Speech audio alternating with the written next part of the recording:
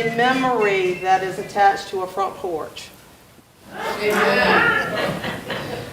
Now, when I was young, when you drove through Portsmouth, it didn't matter what neighborhood you were in, there was almost always a front porch on every house. And those front porches, they meant laughter. Sometimes they meant tears. Sometimes they meant a song. But they always meant stories.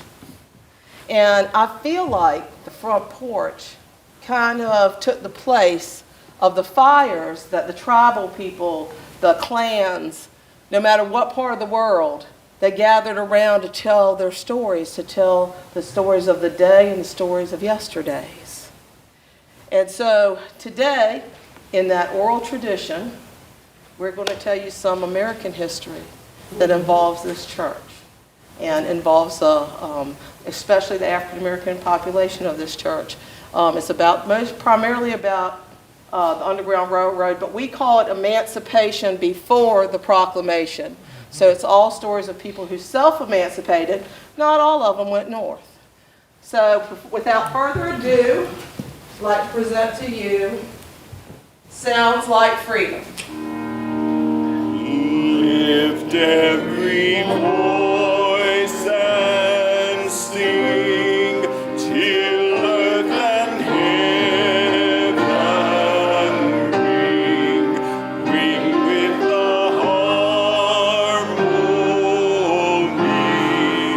of liberty. Let all rejoicing rise high as the listening skies. Let it resound loud as the rolling sea. Sing a song full of the faith that the past has taught us. Sing a song full of the hope that the present has brought.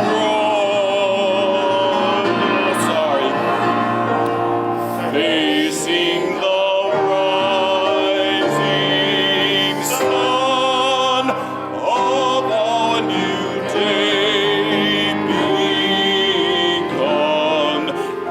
Let us march on till victory is won. Give praise to the ancestors and thanks to yourself for helping us sing that song. Thank you very much. Amen. Noah, Noah, let me come in. Doors are fastened and the windows pinned. Keep your hand on that plow and hold on. Noah said you done lost your track. Can't catch back if you keep looking back. Keep your hand on that plow and hold on. Hold on, hold on. Keep your hand on that plow and hold on.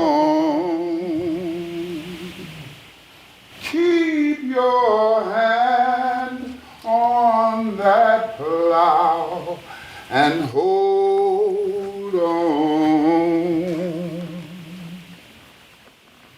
When Colonel William Crawford founded the city of Portsmouth in 1752, life was very different here for slaves and on the plantations. Most ate better, most were better dressed, and many were generally free to move about the city, tending to their master's business, or sometimes their own. They didn't live together in a community as on the plantations. They lived in the homes of their masters, sometimes in the basement or in a building out back. In the daytime, they might see each other at the market. There, they could hear news of loved ones, both here and away, as well as news of the goings-on elsewhere. In the evenings, they might gather together in a kitchen or at the local church. Good evening, Liza. How you doing, Mr. George? I'm good. Boy, it sure is a good evening to be in the house of the Lord, ain't it? It certainly is, sir. It certainly is. How was y'all's meeting? Oh, it was a hallelujah good time. Oh, yeah? It was. Well, I tell you what you do now. When you get back over at the hotel, you make sure and spread that around good now, you hear? I certainly will, All sir. right, I better get on in there before they start without me. Yes, sir. That's always good to see you, Miss Liza. My pleasure. All right.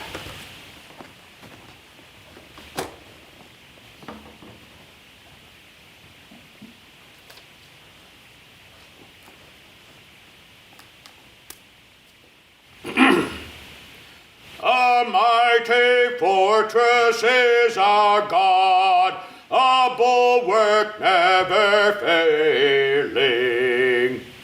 Our helper he amid the flood of mortal ills prevailing. For still our ancient wrath doth seek to work us woe. His craft and power are great, and armed with cruel hate. On earth there has no equal. Beginning in 1772, the Methodist Society and the African Methodist Society worshipped independently here in Portsmouth, sharing a succession of buildings. In 1831, the white congregation moved into a new church which still stands on Dinwiddie Street, while the black congregation continued to worship in the old church building, known thereafter as the African Church.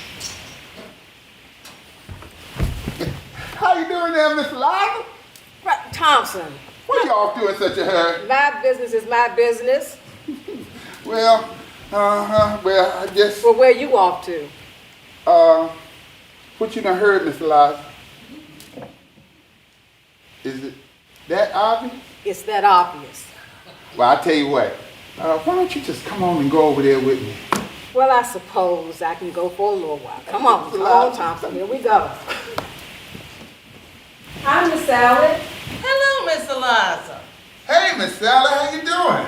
I ain't seen you around here in a while. What bring you all the way over here from Norfolk? The ferry. Did you think I walked on water? Miss Sally, I think you just mean what brought you to Portsmouth? Oh, meat vegetables, of course.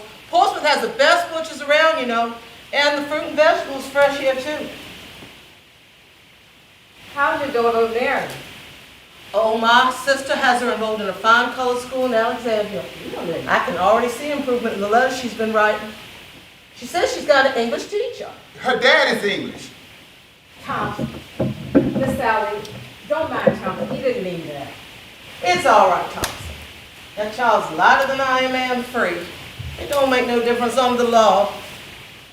She's still black. Just like you, just like me. Don't make no difference.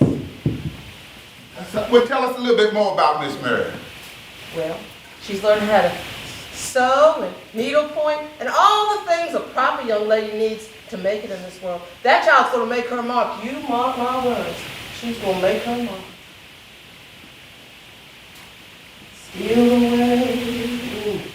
Steal away, steal away to Jesus. Steal away home. I ain't got long to stay here. Sadly, Mary didn't have long to stay, but during her short life, she still managed to make her mark, and in a way no one could have imagined. You see, when Mary was 8 years old, something happened that would change her life forever, as well as the lives of many whom she touched. It also changed life for the congregation of the African Methodist Society. Hold on just a little while longer. Hold on, just a little while longer. Hold on, just a little while longer. Everything will be all right. Everything will be all right. George Bain became much more than an overseer of the African church. He became a station master on the Underground Railroad, and with his wife, started a secret school there for black children. Meanwhile, Sally had problems of her own to solve. Thompson.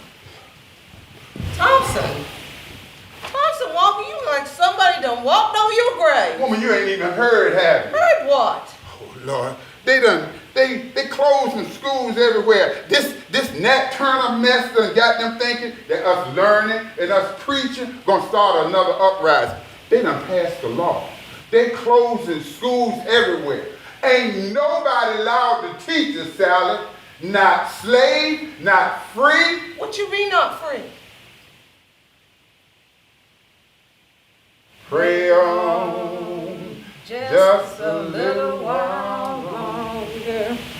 pray on, just a little while longer. Pray on, just a little while longer.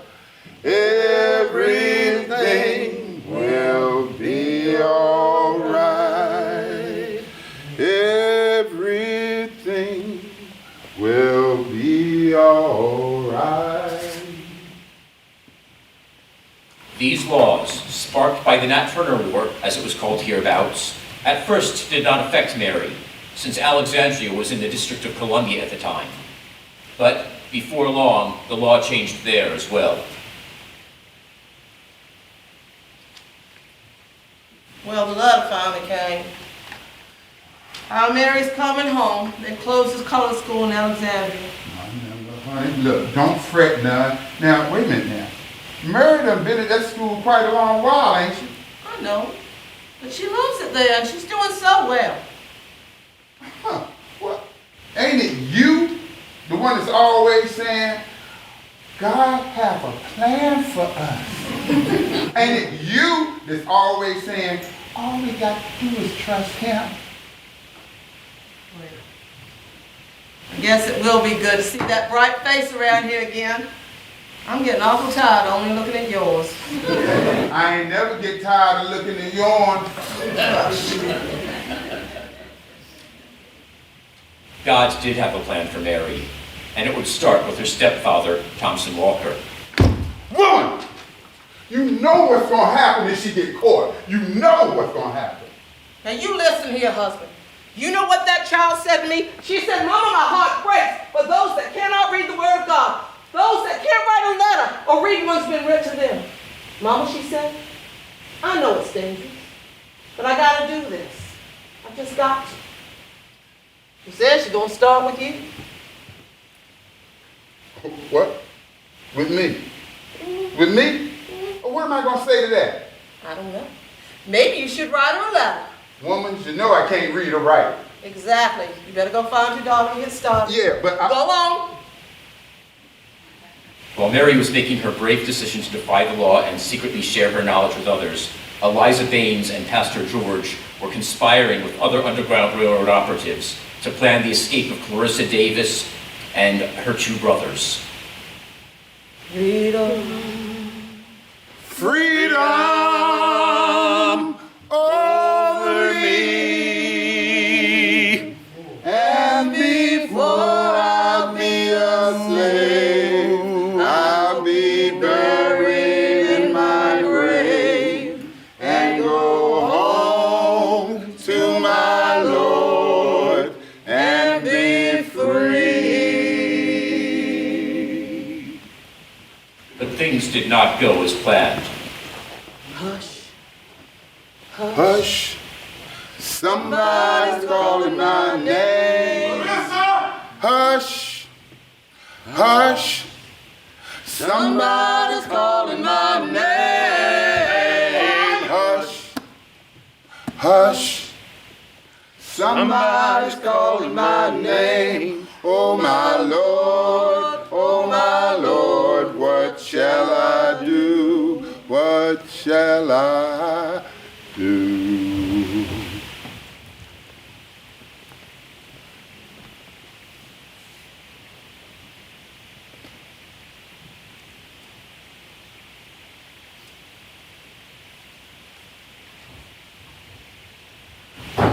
Mr. George. Yeah, what? What is it, Liza? I'm losing my What? Slow down, what is it? Clarissa got now. What? Is she caught? No, she's not caught. I happened to be walking down North Street and I heard a whisper. She was hiding underneath a porch and it was just small as a chicken's coop. Look, why didn't y'all bring her here? Oh no, sir, we can't do that. We can't do that. She's better off where she is. There's a bounty out for her. $1,000 bounty out for her. And they're looking for her and her brothers. Well, look here. Sit down here. You're the expert. What do you suppose we ought to do? Well,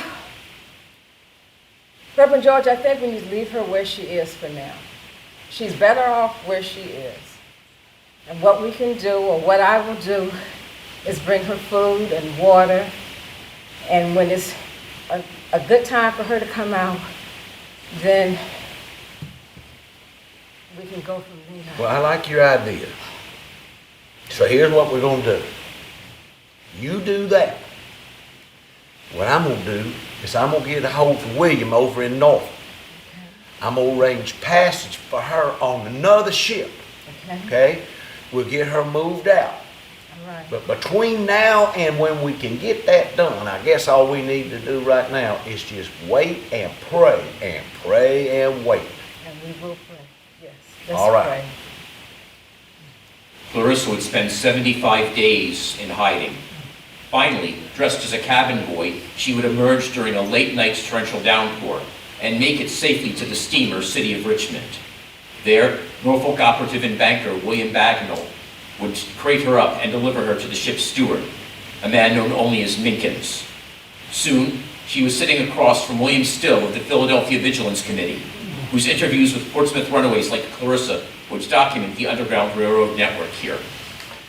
Sounds Like freedom, somebody's calling my name. Sounds like freedom, somebody's calling my name. Sounds like freedom, somebody's calling my name. Oh my Lord, what shall I do? What shall I do?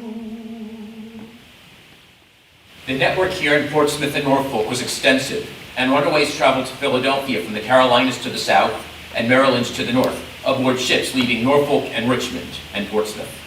Underground operatives included William Bagnall, the steward Minkins, Henry Louis, also known as Bluebeard, and of course, Eliza Baines.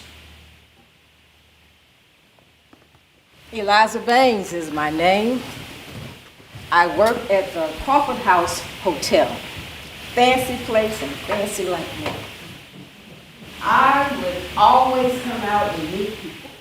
You know, when you start talking to people, you get to know them, they'll tell you anything you want to know. But I got to figure out who I can trust, because you can't trust everybody. So, what I would do, let's see. General here. No way. No way. He wasn't kind to the cause at all. That gentleman over there, as a captain, he'd get me on board, hide the stowaways, something happened, thrown overboard. So I guess I'd never make it to freedom then either.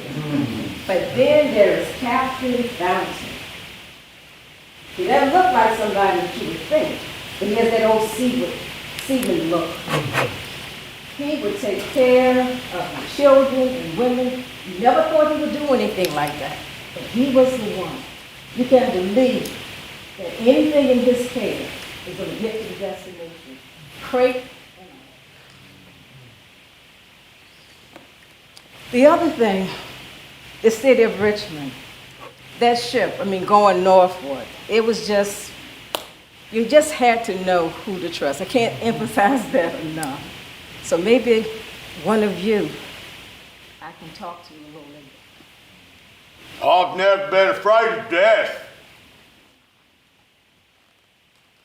Truth is, I reconciled to myself long ago. I'll die right here doing this. So the day that the mayor and the slave hunters came aboard my vessel searching for runaways, I reckoned to myself, well, perhaps today's the day. So, I welcomed the mayor aboard. And straight away they start spearing the cargo.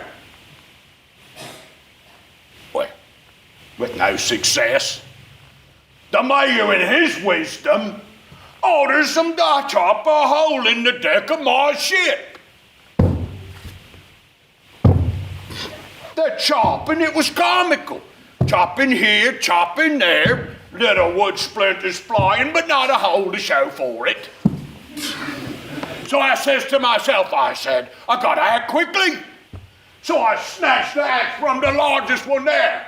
And I says to the mayor, I said, if anybody's gonna put a hole in the deck of my ship, it'll be me, and I'll make quick work of it. So down I come, onto the deck, wood chips flying everywhere. I says to the mayor, how about a hole here? Would you like one here? How about one here? Maybe precisely say, where would you like a hole? So I started chopping again without an answer.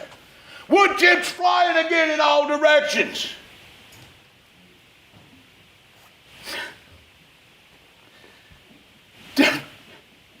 Then I saw it. I saw fear in their faces. This crazy behavior that I'd exhibited had frightened the mayor to death. So, they leave my ship with nothing more than their little $5 inspection fee. And I kept this here axe.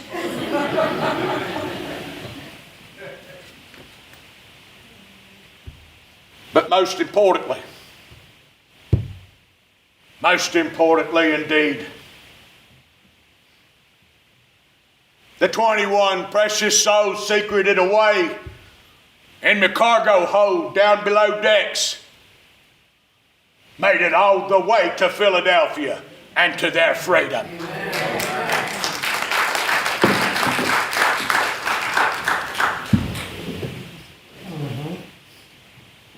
The yellow fever epidemic of 1855 proved to be the perfect opportunity for many enslaved in Portsmouth and Norfolk to escape north, or to the Maroon Colony in the Great Dismal Swamp.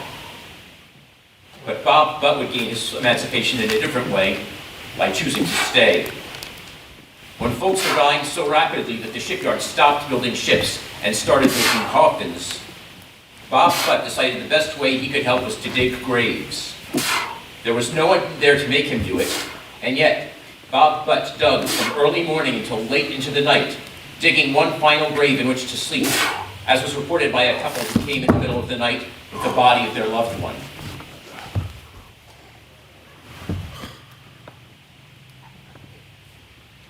What's that? When Bob's butt popped out of the grave, he nearly had to dig 2 more on the spot.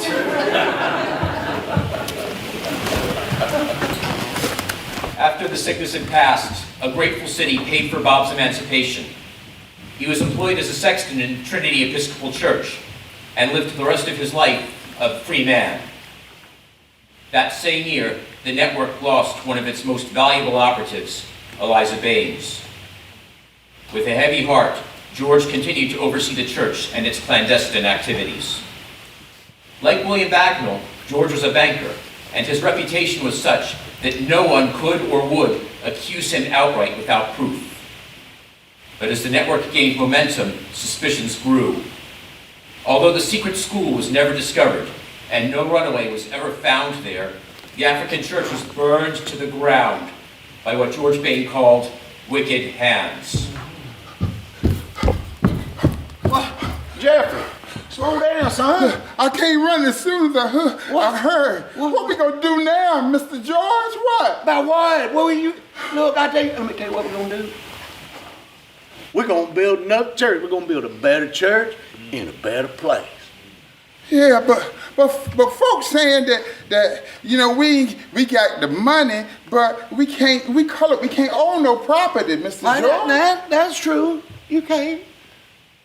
But I can. Look here. The church can give me the money that y'all raise. I'll go buy the property and I'll deed it back to the church. Now look, Mr. George, I'll tell you, I know I'm only 14, right? But Mr. George, I got a strong back. I'm good at driving a nail or two. Stop right there. Stop right there. Look here now. The congregation of the church met and they said, because the Lord Jesus was crucified and nailed to a cross with nails, there will not be one nail in that building. Well, you're going to save on money too. But how about the other stuff though, Mr. George? What are we going to do about getting the other stuff though? All right, now, follow along with me. Okay. Down there on that property, there's a stand of tall oak trees. Now, you see them? You see them? I see them. Now, we're going to cut them trees down. We're going to use that for the framing for the building. Now, we get it done that way, but we got one old problem. What's that, Mr. George? What if somebody donate the brick? Now, Jeffrey, you wouldn't have to know somebody on the brickyard, would you? I'm looking at them. You sure are. And you know what? I'm going to donate all the brick we need to build it here. Let's see them try to burn a brick.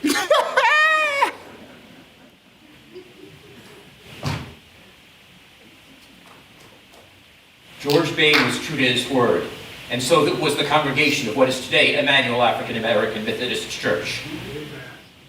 Both free and enslaved blacks provided most of the funds and the sweat equity to build the church, and their sister congregation, Monumental Methodist, supported their efforts wherever and whenever they could. George was right.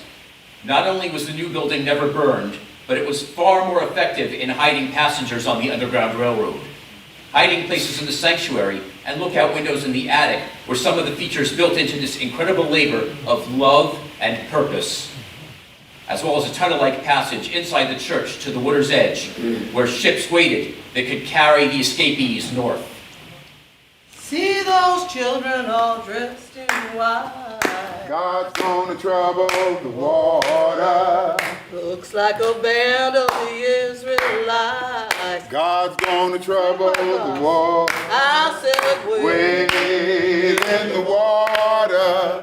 Wade in the water, children. Wade in the water. God's gonna trouble the water. See those children all dressed in red. God's gonna trouble the water. Look like the ones that Moses led. God's gonna trouble the water. I said, wade in the water. Wade in the water, children. Wade in the water. God's gonna trouble the water.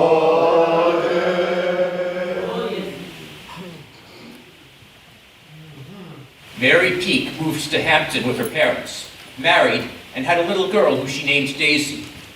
All the while, she continued to teach in secret. Then, after many years, something unexpected happened.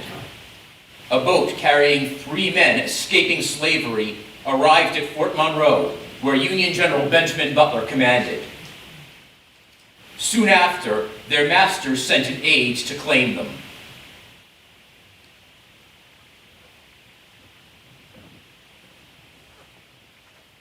Gentlemen.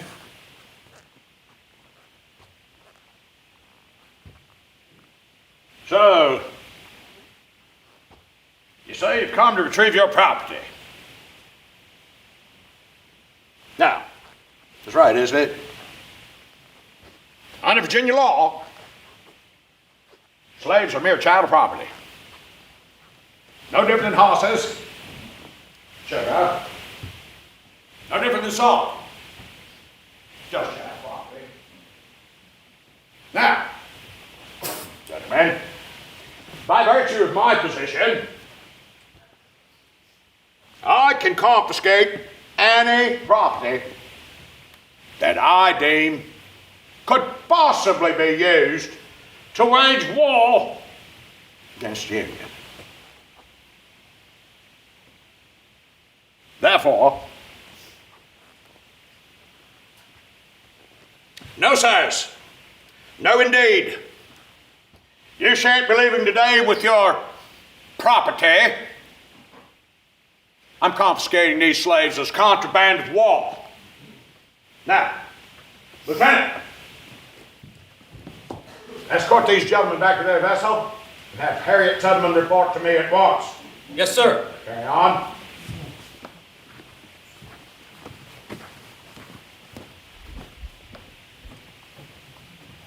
Now, Harriet Tubman, whose code name was Moses, is well known for the many trips she made to lead runaways north.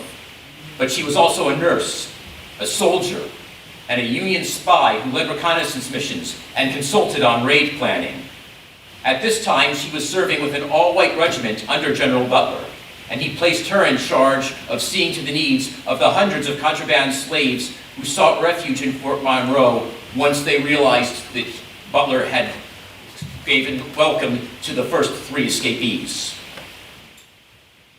It was at that time that Mary Peake began teaching openly to children under a large oak tree just outside the fort.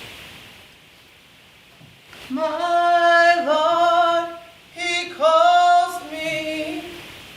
He calls me by the thunder. The trumpet sounds within my soul. I ain't got long to stay here. Look at her, Thompson. Just look at her out there teaching out in the open. Right out there in the open. I am looking at her, Sally, but look at her, Sally. I'm worried about her. Look, she out there teaching and everything like she ain't even got consumption. Her cough getting worse. I just feel for her. Come on, Sally. I know, Thompson. I worry too. I just don't show it. And you better not either. Lord gave that child a precious gift. It's sinful not to use it.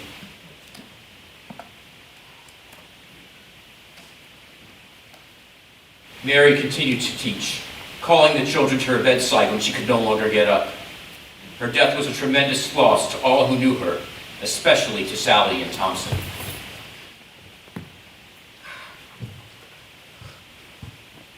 Swing low, sweet chariot, Coming for to carry me home. Swing low, sweet chariot, coming for to carry me home. When war finally broke out, George Bain was an old man, but still an honorable one. When Union forces occupied Portsmouth, he hid the bank funds belonging to its citizens and refused to turn them over. He was imprisoned by the same Union forces who welcomed the emancipated slaves. And though this world with devils filled should threaten to undo us, we will not fear, for God hath willed His truth in triumph through us. One of the cruel byproducts of self-emancipation was having to leave family behind. So it was with Robert Irving. With no choice but the auction block, Robert had reluctantly fled Portsmouth, leaving his wife and 3 children. Once north, Robert changed his name to Sheridan Ford and eventually married Clarissa Davis, whose name was now Mary Armstead. And Julia, too, remarried. In the same year that Julia and Robert would have celebrated their 50th wedding anniversary, Frank Irving walked the streets of Portsmouth with his father one last time.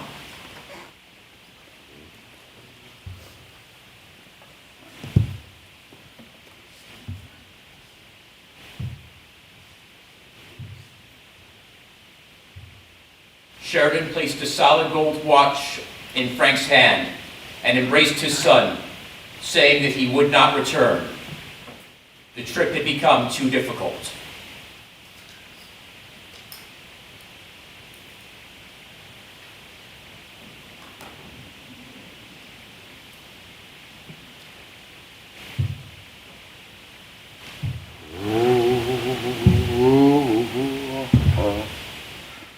Captain Fowler's beloved ship was eventually confiscated in Richmond on nothing more than suspicion and burned.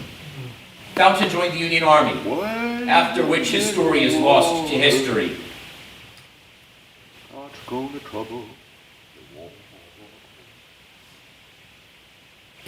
A year after her death, the Emancipation Proclamation was read under the very tree where Mary Peake taught the contraband runaways. That tree still stands today outside of Hampton University and is known to all as the Emancipation Oak. Sound like freedom. Somebody's calling my name. Sounds like freedom. Somebody's calling my name. Sounds like freedom. Somebody's calling my name. Oh my Lord, what shall I do? What shall I do? Oh. Amen. All right.